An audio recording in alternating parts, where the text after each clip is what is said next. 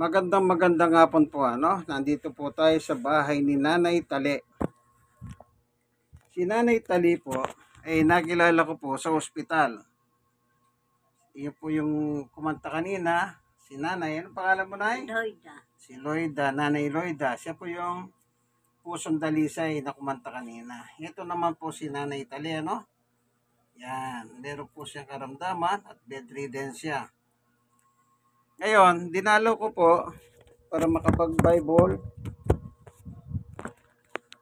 makapag-Bible study po kami, Ngayon, ang aming pong tatalakayin, yung pangyayari sa Panginoong Jesucristo. Isa lang ang kailangan. Ang title po, isa lang ang kailangan. Sa Lucas 10:38, si Jesus at ang kanyang mga alagad ay nagpatuloy sa kanilang paglalakbay at pumasok sa isang nayon. Malugod silang tinanggap sa tahanan ni Maria o ni Marta. 39. May kapatid siyang si Maria na naupo sa may pahanan ng Panginoong Yesus upang makinig sa kanyang itinuturo. 40. Si Marta naman ay abalang-abala sa paghahanda. Kaya't lumapit siya kay Yesus at nagsabi, Panginoon, baliwala po ba sa inyo na pinababayahan ako ng kapatid kong maganda ng mag-isa? Sabihin nga po ninyo, siyang tulungan naman ako. 41. Ngunit sinabi ng Panginoon sa kanya, Marta, Marta, nababalisa ka at abalang-abala sa maraming bagay. 42. Ngunit isa lamang ang kailangan. Pinili ni Maria ang mabuti at ito'y hindi aalisin sa kanya. Kaya pag-aaralan natin, isa lang ang kailangan. Ano yung isa lang ang kailangan? Pansinin niyo po. Tinanggap si Jesus sa bahay ni Maria at Marta. Pero ang nangyari, si Maria naupo sa may pahanan ni Jesus. At si Marta naman ay naganda ng makakain. Siyempre, 13 po sila. Si Jesus at ang 12 apostol. Kaya medyo marami-rami. Kaya masyado pong abala si Marta. Kaya lumapit siya kay Jesus na pakiusapan ng Panginoong Jesus na sabihan si Maria na tulungan siya. Hindi po kasi biro ang maganda ng pagkain na 13 ang pakakainin mo. Kaya, yun lang nangyari. Pero, anong sabi ng Panginoong Yesus? Yung ginawa ni Maria na nahupo, yun ang kailangan. Isa lang pala ang kailangan. Kaya, ibig lang pong sabihin, ano yung isa ang kailangan? Okay? Tignan naman natin ang sinabi ni Apostol Pablo sa Roma 10:17. Sabi ni Pablo, kaya ang pananampalataya ay bunga ng pakikinig at ang pakikinig naman ay bunga ng pangangaral tungkol kay Kristo. Ayan. Yung palang isa, sabi ni Jesus, na kailangan, yun ang pinili ni Maria na hindi aalisin sa kanya. Anong ginawa po ni Maria? Nakinig siya sa salita ng Panginoong Yesus. Kaya sabi ni Pablo, yung makinig ka, doon madidevelop yung pananampalataya mo sa Panginoong Jesucristo. Kaya tama yung sabi ni Jesus na dapat pala tayo, nakikinig tayo ng aral ni Kristo. Kasi ang hinahanap ni Kristo pagdating ng araw, hindi siya maghanap ng anuman. Bawa, mayaman ka, mahirap ka. Kaya walang hanapin. Itong nakalagay po sa Biblia. Sabi naman ni San Lucas, 18 ng Lucas 8. Sabi niya sa 8, sinasabi ko sa inyo, agad niyang ibibigay sa kanila ang katarungan. Ngunit sa pagbabalik ni Jesus, may daratnan pa kaya siyang mga tao may pananampalataya. Ano daw pong hahanapin ng Panginoong Yesus sa pagbabalik niya? Pananampalataya ng tao. Ibig sabihin, may sakit ka man, o wala kang sakit, ang importante, yung pananampalataya mo. Mayaman ka nga kung wala ka namang pananampalataya. Di maganda nga na yung may sakit ka, at least pero kang pananampalataya. Alam nyo po, hindi naman lahat may pananampalataya Kasi kahit may sakit, yung ayaw pa nilang makinig na salita ng Diyos. Kasi naranasan ko po yan. Pumupunta ako sa mga ospital, tinatanggihan po ng mga pasyente rin ang salita ng Diyos. Kasi sa tingin nila parang magaling na sila. Meron pang isa noon. Nasabi ko, pagdadasal ko po kayo, ako, ano sabi nung pasyente na yon? Ay, hindi ko na kailangan yan, alam ko ng lahat. O, kita nyo? Meron po palang taong sadyang hindi po maibigin sa salita ng Diyos, na sadyang tinatanggihan nila ang aral ng Panginoon. Pero sabi ni Jesus, isa lang ang kailangan. Okay, balikan natin. Sa 10, dito po, mula po sa 38 hanggang 42. 42. Ngunit iisa lamang ang kailangan.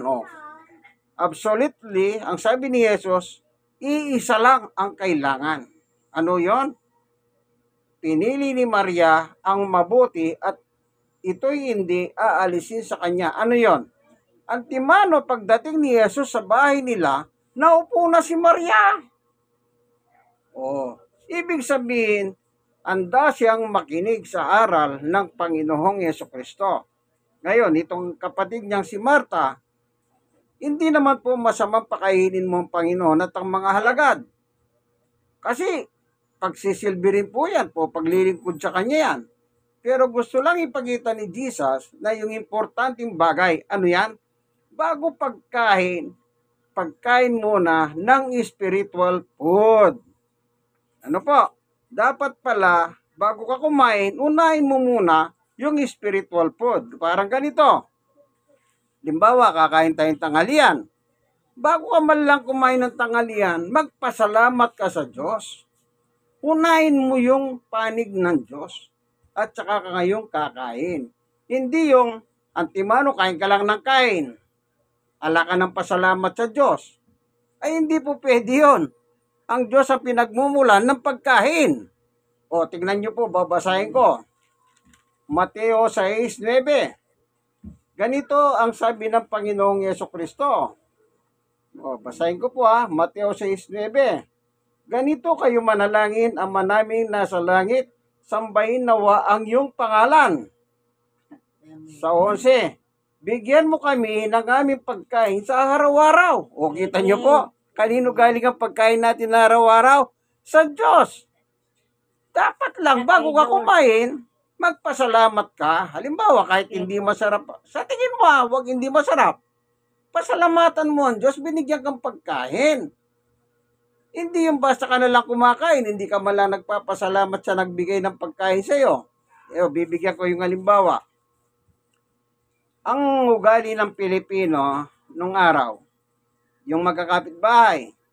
Yung kapitbahay, pag nakaluto ng pagkain, binibigyan yung kapitbahay. Ano sinasabi niya? Mare, tikman mo naman itong luto ko.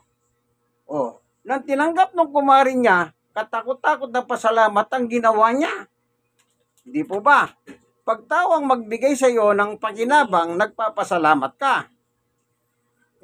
Pero bakit sa Diyos hindi ka nagpapasalamat? Sabi ni Jesus, isa lang ang kailangan. Ano yon? Salita ng Diyos. Unahin mo muna ang Diyos bago ang lahat ng bagay. Isa pang halimbawa. Halimbawa, nasa loob kayo ng bahay. Biglang merong emergency, dapat itakbo sa ospital. Hindi ba kalakaran pagka nagkakagulo, tawag kayo ng doktor, tawag kayo ng ambulansya. Di po ba ganon? Dapat hindi ganon. Bago kayo mataranta, kung ano man yung, hindi naman masamang ambulansya at saka doktor, hindi masama, Pero bago ka pupunta ng ospital, anong gagawin mo? Manalangin muna kayo sa Diyos. Sino bang may hawak ng buhay natin? Ang Diyos. Kahit malakas ka, pagbabawiin ng Diyos ang buhay mo, wala kang magagawa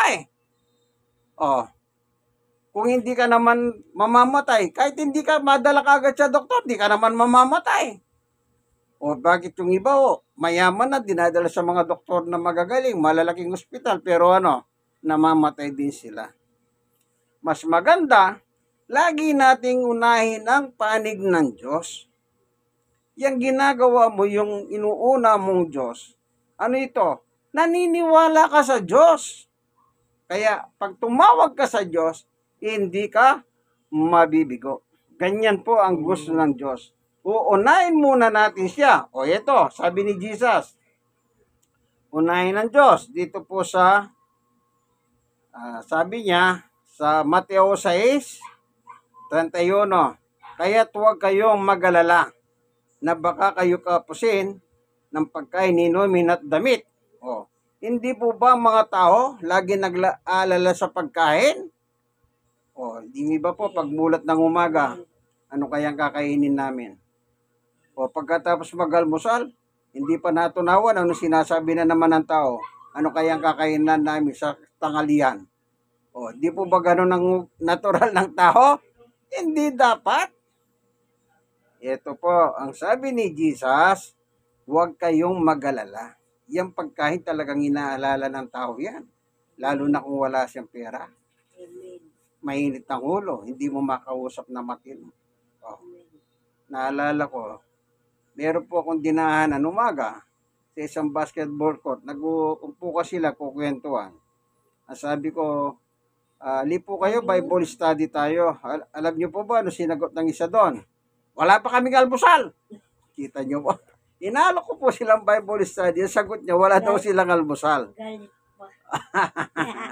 Ano po? Hindi nila alam, ang dala ko, igit pa sa almusal. Ano ito? Spiritual food. Okay, sabi ni Jesus. Yang salita ng Diyos. Dito po, may nakalagay dito sa 1. Sabi mismo ng Panginoong Jesucristo sa 6. Ano pong nakalagay? Basahin ko po, Chapter 6:63. Ang sabi ng Panginoong Yesus, ang Espiritu nagbibigay buhay at hindi ito magagawa ng laman. Ang salitang sinabi ko sa inyo ay Espiritu at ito ang nagbibigay buhay. Ano po yung salita ng Panginoong Yesus? Ito ang nagbibigay buhay. Ang tao, binubuo ng dalawa pong kalagayan. Meron siya physical, meron siyang spiritual. Ngayon, yung spiritual mo, ang ipakakain mo salita ng Diyos. Halimbawa, ngayon pong may Bible study kami, tatlo kami ngayon eh. Ayan po. Si Nanay Dali yan. Nakita niyo po. Tatlo kami. Tatlo kami kumakain ng spiritual food. Ano po? Walang labis, walang kulang. Sabi ng Panginoong Yesus, ang kanyang salita ay pagkain nagbibigay ng buhay. Ngayon, si Pablo naman. Ano sinabi ni Pablo? Dito po, meron din sinabi si Apostol Pablo. Basahin lang po natin, Ito.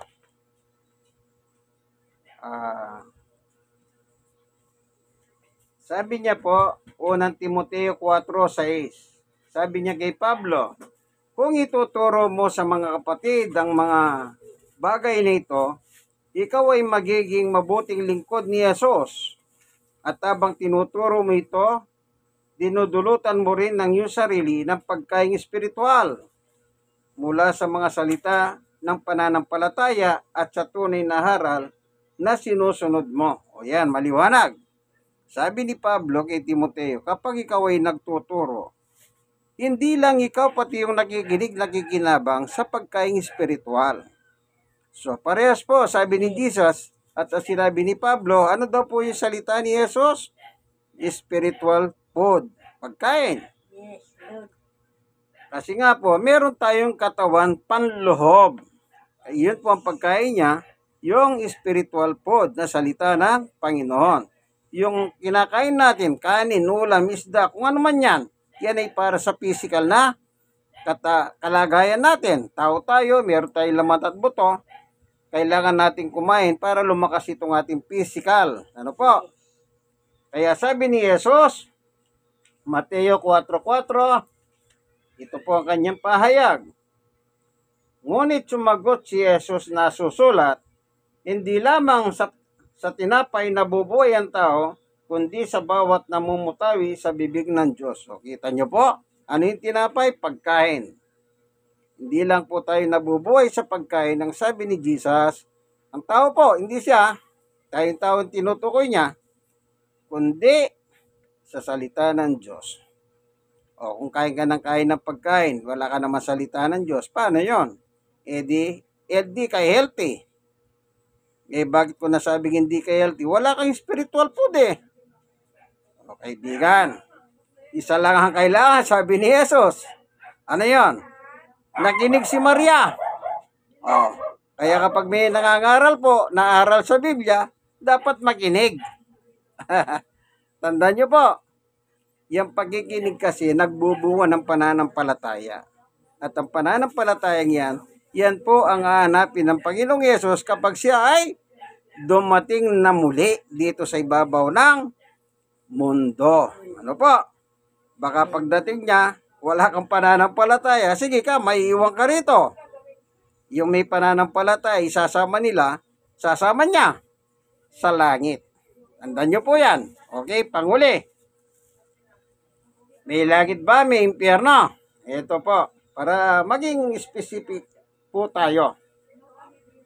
Ang title po nito, Paghuhukom. Mateo 25.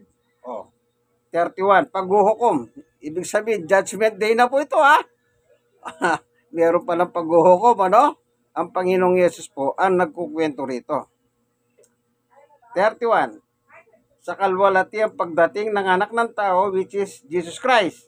Kasama ang lahat ng anghel. Kita nyo po, lahat ng anghel sa langit, kasama niyang darating. Uupo siya sa kanyang trono ng kalwalatian. Yung trono po sa langit po yon.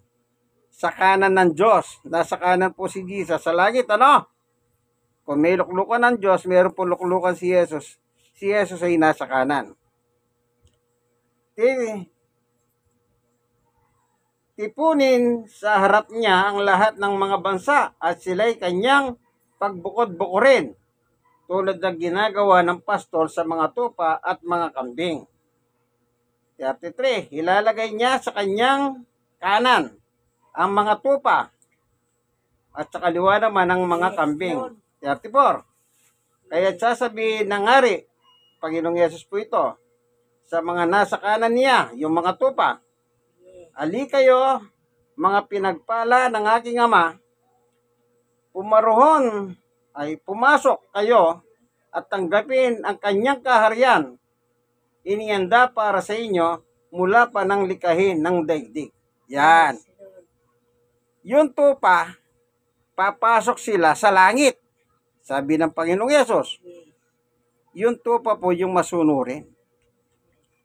Yung kambing naman, sa 41, sasabihin naman niya sa mga nasa kaliwa, yung kambing, lumayo kayo sa harapan ko, kayong mga isinumpa, doon kayo sa apoy na di namamatay, na inihanda sa dyablo at sa kanyang mga kampon. Ito naman po yung hindi sumunod. Kaya dalawa lang po dyan, ha? Doon ka sa sumusunod o doon ka sa hindi sumusunod. Pag sa sumusunod ka kay Jesus, sa langit ka. Sabi ni Jesus, tanggapin nyo ang kaharian ng langit ha? Pero hindi sumusunod, ano sabi niya? Doon kayo sa apoy na di namamatay, kasama si Satanas. Yun po yung impyerno.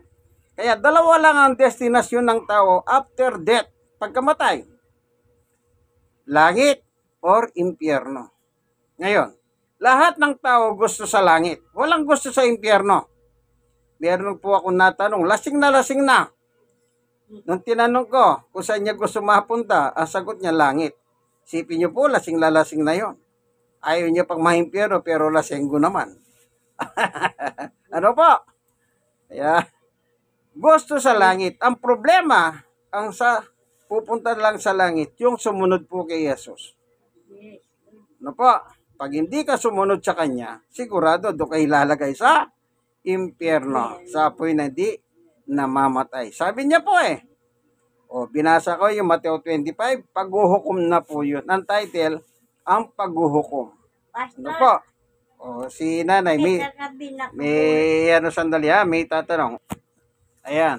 Tuloy mo yung kay Father. Maliwanag po ano. Anong man ang sitwasyon natin sa buhay, may sakit tayo, wala tayong sakit. Ang importante, pag dumating si Jesus, langit tayo.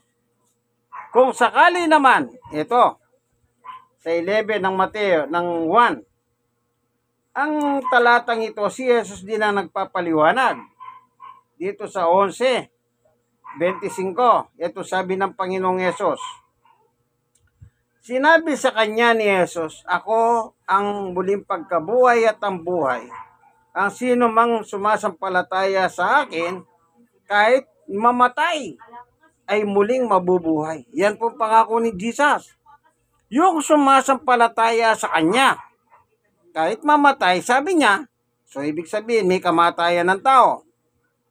Pero pagkamatay ng taong yan na sumasampalataya sa kanya, lilipat lamang po siya ng lugar na kalalagyan. Aalis ka dito sa mundong ito, lilipat ka ngayon sa mundo ng mga, spirituality, doon sa paraiso ng Diyos. Lahat ng sumampalataya kay Jesus, pagkamatay nila, doon po sila dadali ni Jesus sa paraiso. Pero doon buhay na sila. Dakong paraiso. Doon sa paraiso na yon, nag-aantay na lang po para sa pag-akyat ng langit. Pero yung paraiso, langit na po yon. Pero hindi pa po yun talaga ang destinasyon. Meron pang destinasyon doon. Yung sa piling ng Diyos sa langit. Tandaan nyo po yan. Pero kapag hindi ka sumampalataya at namatay ka, antimano, nandun ka po sa apoy ng pagdurusa. Pagdating ng araw, ililipat ka po sa impyerno. Yung final na kalalagyan mo, kung saan makakasama mo na si Satanas. Pero pag hindi ka sumasampalataya, namatay ka, doon ka muna sa pagdurusa ng apoy. Habang naghihintay ka, nailipat ka na sa apoy ng impyerno, kasama mo na si Satanas. Pero kung mananampalataya ka kay Jesus, doon ka muna sa paraiso. Na kagaya ng, alam niyo po yung namatay na isa nung nakapako sa cross, ano sabi niya? Amen. Jesus, alalahanin mo ako kapag nag-ahari ka na sa iyong kaharian. Ano sagot ni Jesus? Ngayon din, ipagsasama kita sa paraiso. Okay. Paraiso niya po dinala. Amen. Then mag-aantay na lang po siya sa paglipat sa langit. Yung paraiso nasa langit na rin po yun. Pero yung hindi pa yun ang destinasyon niya. Paraiso muna. Gaya ng sinabi ng Panginoong Yesus doon sa pusakal na walang yang taho na nagsisi at inamin ng kanyang kasalanan at isinuko ang buhay kay Yesus habang nakapako sila sa cross. Yung isa naman, papuntang impyerno yon. Imbis na isuko yung buhay niya, nilight pa yung isang nagsisisi, nilight pa si Jesus. Kaya, yung dalawa na yon, yung isa pumunta sa paraiso, yung isa pumunta sa dako ng pagdurusa. Kagaya nung nakasulat sa Lucas 16:19 hanggang 31, yung mayaman at si Lazaro. Tandaan nyo po, ang sabi ng Panginoong Yesus, isa lang ang kailangan. Ano yon? Makinig. Wala po sinabing iba si Jesus, kundi isa lang. Ano yung isa lang? Pinili ni Maria kasi nung dumating si Jesus antimano, naupo si Maria doon mismo sa kinauupuan ng Panginoong Yesus at nakinig siya sa kanyang Bible study. Ang tawag doon, home Bible study. Kasi nasa loob ng bahay sila. Ano po? Tandaan nyo yan, kaibigan. Ikaw na nanood ng video ito, i-share mo. Malay mo naman. Yung mga nasharean mo, yung nagdidilim nilang isip, ay magliliwanag ang salita ng Diyos. Sapagkat ang salita ng Diyos ay liwanag. Amen po ba, kaibigan? O yan. Sumasagot sila nanay, amen daw. Pareho na po sila senior citizen, magkaibigan dikit sila. Si nanay, tinutulungan niya po si nanay. Si nanay Yolanda, tinutulungan niya si nanay Tali. Ano po? Minsan pa, yan, para makita po natin sila sa video. Love. Ayan, si Nanay. Ayan. Hello. Ayan, si Nanay Yolanda. Kaibigan dikit. Ito naman yung kaibigan niya. Si Nanay Tali. Ayan. Ayan. Anong sasabihin mo? Nanay Tali, sige. Oh. Magsalita ka. Kamay na kayo. Kamay na lang kayo. O, sige. Hindi makasalita si Nanay Tali. Baka Ano biglang, lang kayo. baka biglang bumuhos ang kanyang luha. Ano po? Kasi ang mga Pilipino, likas na mababa ang kanilang damdamin. Madali po silang, yung emotionally, madali po silang umiyak. Ano po? Kaya tandaan mo kaibigan, itong ating home Bible study, sana i-share mo naman sa iba, ano? Na kung saan natalakay natin, isa lang ang kailangan. Ano yung isang kailangan? Yung ginawa ni Maria. Ang nung sabi ng Panginoong Yesus, panguli, hindi mawawala sa kanya. Kita nyo po, alin daw ang hindi mawawala kay Maria?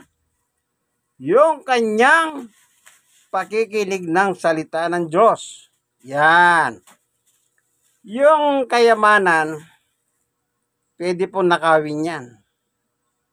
Kaya kahit yung mismo kasambahay mo, pag meron silang alam na kayamanan mo, nanakawin nila. Pero yung salita ng Diyos nasa iyo, hindi mananakaw yun. Kaya sabi ni Jesus, hindi kukunin sa kanya. Okay, ulitin natin, babasahin ko para mas maganda. Ano po? O yan. Bago tayo manalangin, o bago ahawit si Nanay Yolanda, pakakantahin ko na naman ito, mamaya-maya. Yeah.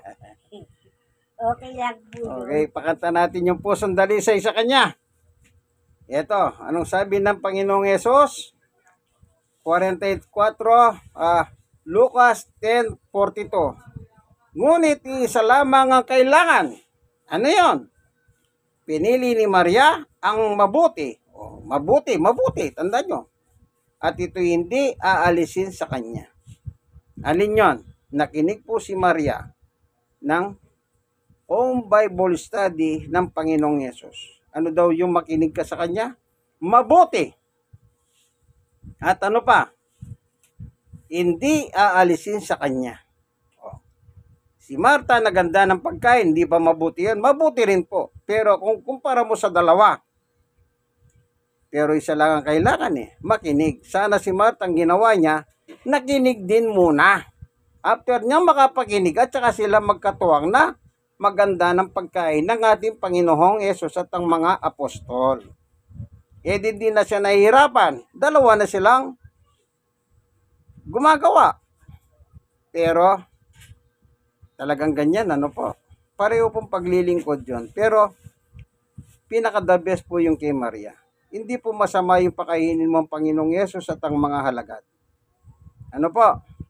Yung nga lang kapuspalad, pakainin mo, mabuti yun Panginoong Yesus pang pakakainin mo, mas lalong mabuti. Pero, isa lang ang kailangan. Ano yon? Makinig muna. Alam nyo po, natutuwa ako. Bakit? Nakakapag-share pa po ako ng salita ng Diyos. Kahit edad ko pong 62, meron din po akong karamdaman.